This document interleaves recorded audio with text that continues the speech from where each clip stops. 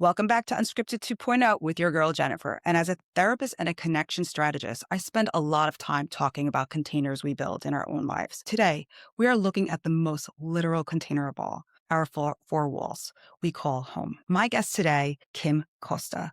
Kim is a nationally recognized realtor, ranked in the top percent, actually the top 5% in Atlanta, and the host of American Dream TV, where she showcases the incredible stories of home and lifestyle and transformation. But Kim is doing so much more, deeper work than that. She is a creator of the Wheelhouse Method and the author of the upcoming book, Live in Your Wheelhouse, an empowering guide to staying, going, or reno. Let's talk to her about how she teaches us how to use our homes, not just as assets, but as launch pads for the purpose, peace, and our truest potential. Kim, I am so thrilled to have you here to help us follow the thread back to our authentic spaces. So welcome to the show. Thank you. I'm excited to be here. I am so excited to have you on. I read your book and I have to say it was actually just what I needed. I think sometimes also as a therapist and a person that's actually living a life that in self-discovery, we're always trying to figure things out, especially when it comes to the most important place in our lives is our home or the environment we build. So I really appreciate you coming into this conversation. So let's jump right in. So as a therapist myself, you talk about the window of tolerance. I talk about the window of tolerance in therapy. How does a misaligned home, clutter, or a poor layout actually attribute to the nervous system? Well, if you're always frustrated about something, it could be your laundry room's on the wrong floor. It could be there's a barking dog next door. It could be you have your fifth child coming and you have three bedrooms. That's a problem. And so, it's all about the frustration and the pain points that come up. And so that tolerance can get smaller and smaller to the point where it's a breaking point and then it's forcing a move or a remodel. Yeah. So, there's, I think, differentiations between, this internal anxiety, which we will get sometimes in our home, or just house anxiety. So I think what you're describing right now is a sense of house anxiety versus internal. Can you just share with my audience, give examples of maybe how the two are different? Yeah.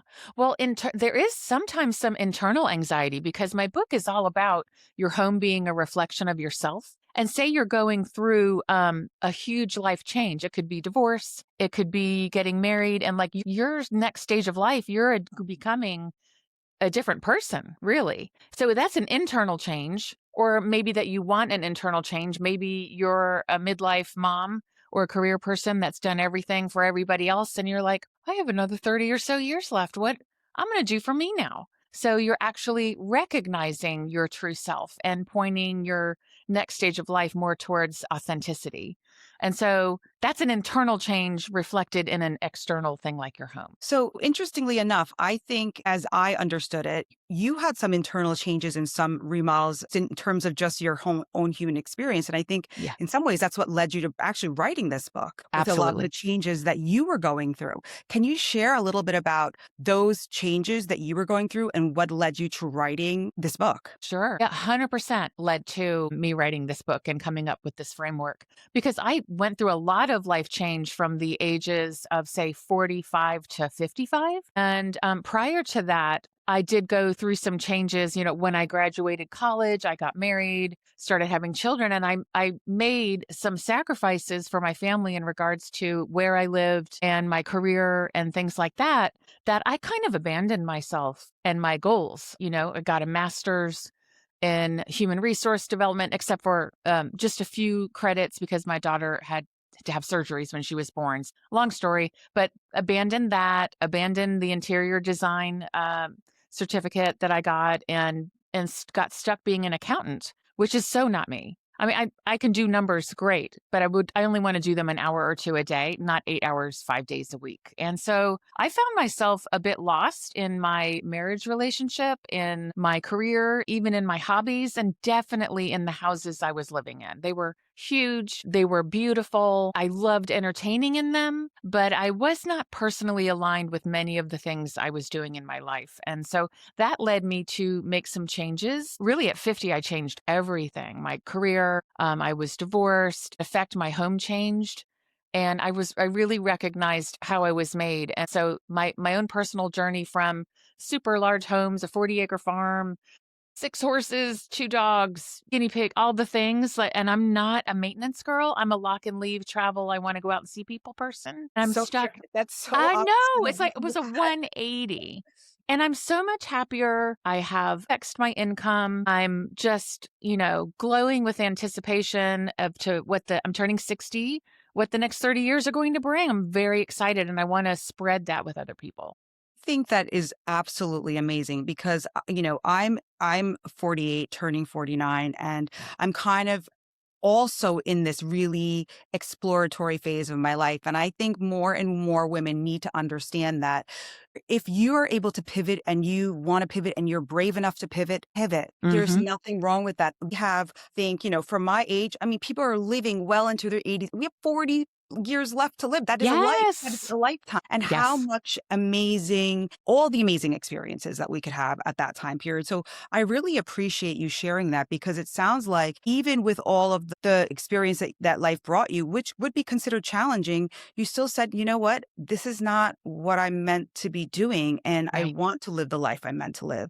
I love that. And I think a lot of my listeners really resonate with that, Mm, especially pivoting in their career changes. So tell us about the book. Tell us just I want to know where you came up with the Wheelhouse Method. What is it mm. about? Share all the things so my audience can really appreciate it. Yeah. Okay. So the book is Live in Your Wheelhouse. It's 2 words. My parents were both HR directors. And so they would always say, this job is in their wheelhouse. He's doing great. Or we had to let her go. This job was not in her wheelhouse. So when I was very young, I had this perception of people are made for certain jobs, certain relationships, certain living environments. So that stuck with me. When I got to be about 45, I got divorced soon after. And that started a series of changes because I first changed my job and got out of a family business and got out a little bit that way. And then I got divorced and changed my home. Then I really was like, gosh, I don't know that I'm cut out for this accounting. I took a personality test and turns out I'm an ENFP, which is extroverted, intuitive, feeling, perceptive.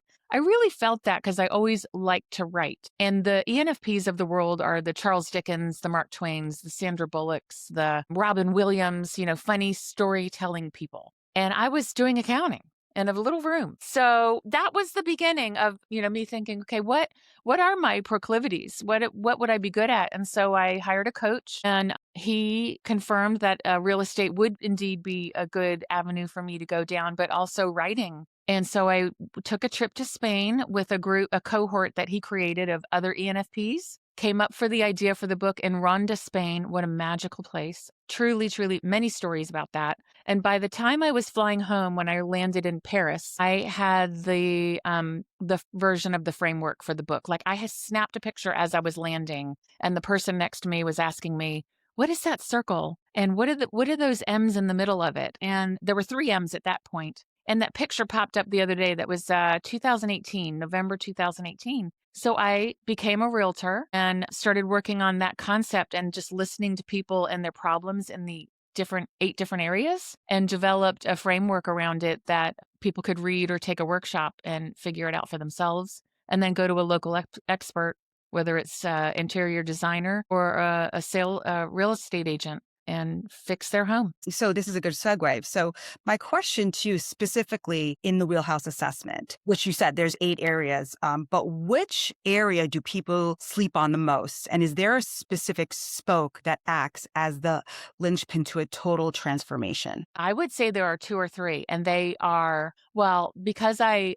did just get off the phone with a new client, 86 years old. That's a huge life change. We might be making plans to go to an assisted living type thing with family. And so what I find is health. So typically declining health, like if it is, wonderful health, like having babies and all that kind of thing, or like I want a swimming pool so I can swim laps, that's fantastic. But typically, the big decisions are made with declining health, change in the family, like new babies, getting married or getting divorced, or unfortunately, the passing of a partner. And the other one I think would be career.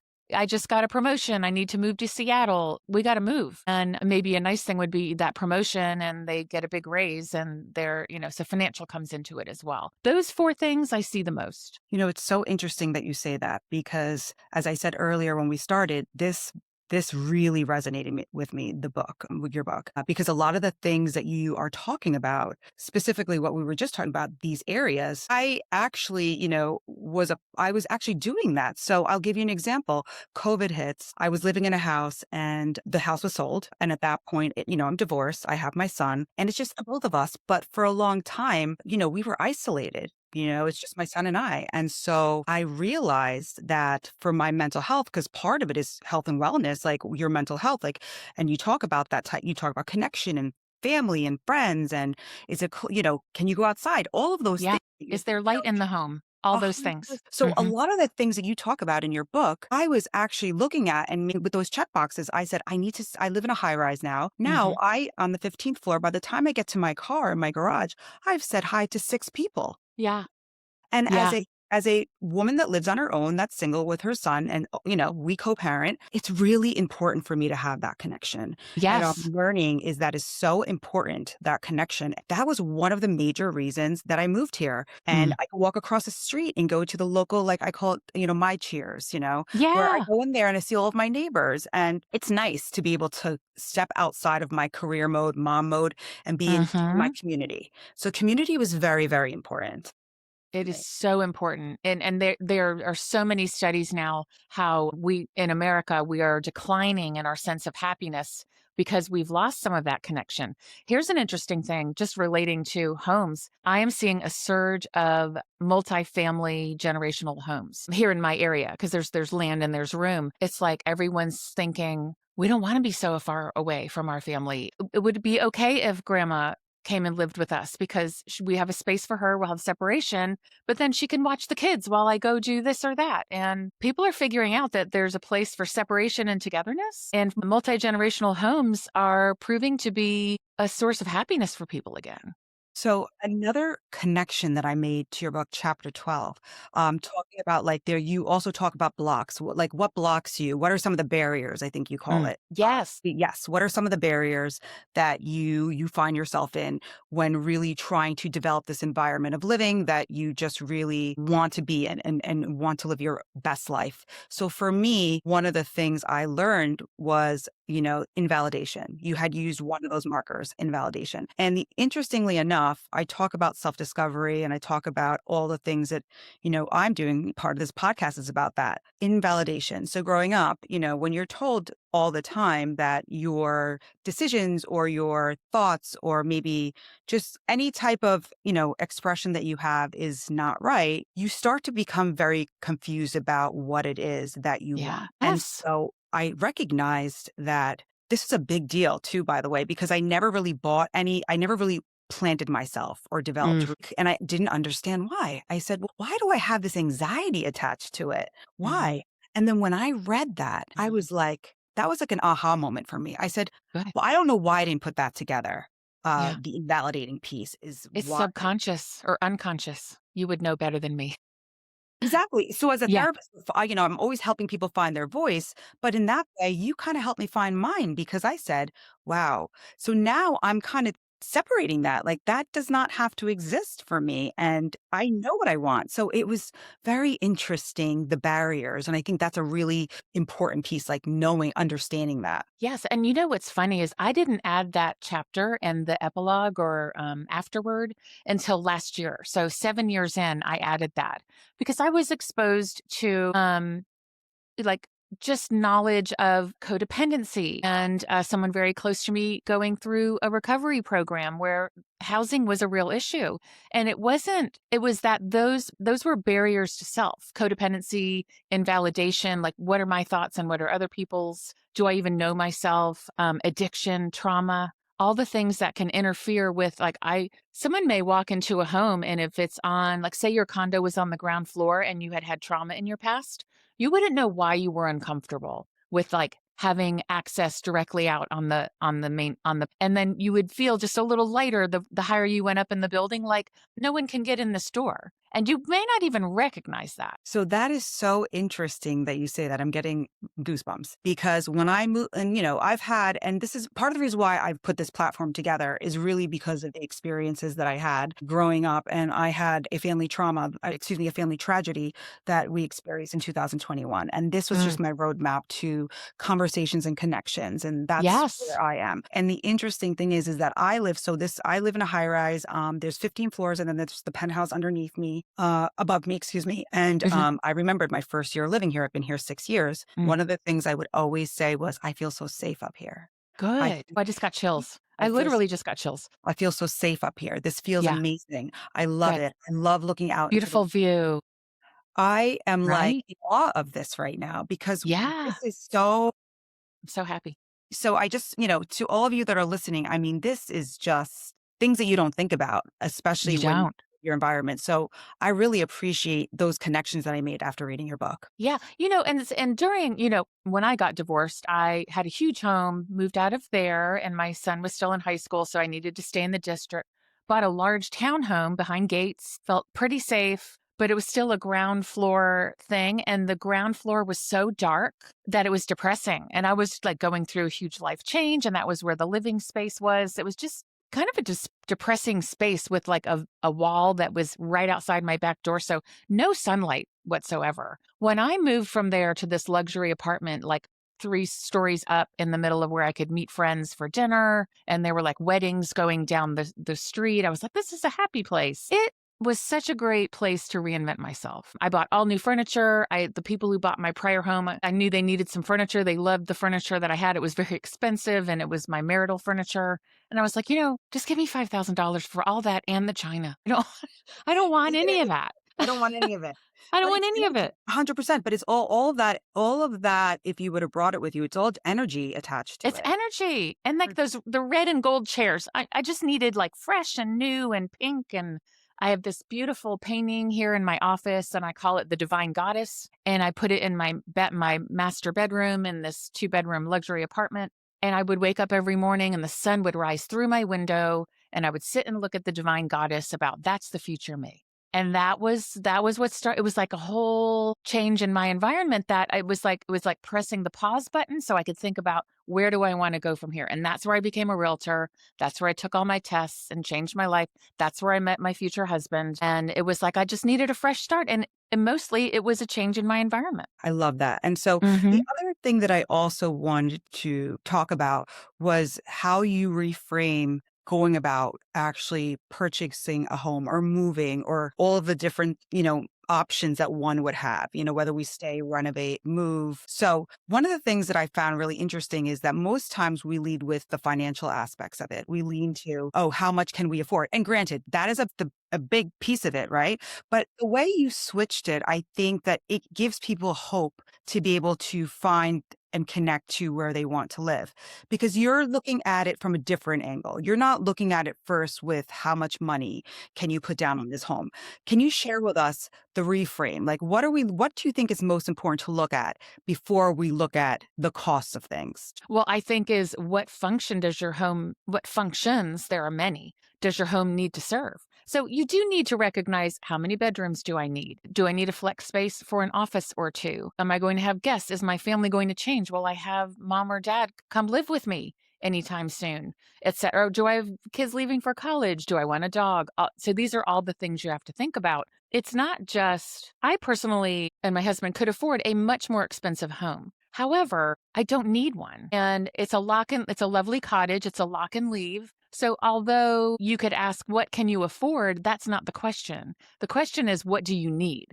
What's going to make you happy? You could afford 10 acres and a 10,000 square foot house, but are you going to be stuck maintaining that house when you really don't care about the 8 extra rooms you don't need? And could you then take that money and travel or get a small beach cottage or something else that would make you happier than just living up to the expectations of this is a bougie home? And bougie's wonderful. I have many bougie friends and they're fabulous. Yeah. And I think I love a nice thing. And so I'm not putting down large, expensive homes. I've had many of them while I had raising children, and that served its purpose. But now it's like, what about me? Like, I don't want to maintain all that. I want to travel. I want to meet people. I want to play golf. I want to do yoga, and I want to walk on the beach. And I think those things, to be honest with you, are equally as important. And for people that even have children, I know some families that have had the really, really big home and then they downsize and it's still a beautiful home.